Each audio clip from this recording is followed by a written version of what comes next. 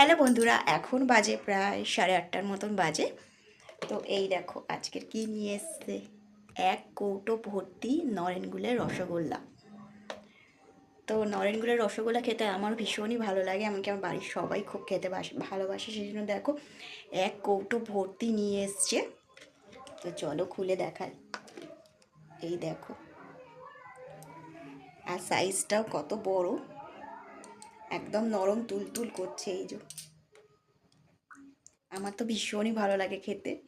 আর সবাই একটা করে খেয়ে নিয়েছে, আমার ছেলে, আমার বর, শাশুড়ি মা দুটো খেয়ে নিয়েছে।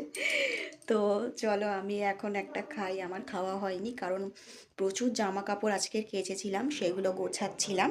গোছাতে গোছাতে তারপর মনে হলো একটু খিদে পেয়ে গেছে, তো মিষ্টি নিয়ে এসে চলো একটু মিষ্টিটা খাওয়া যাক।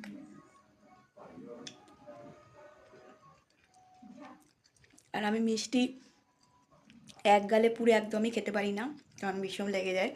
সেজন্য মিষ্টি ভেঙে ভেঙে খাই।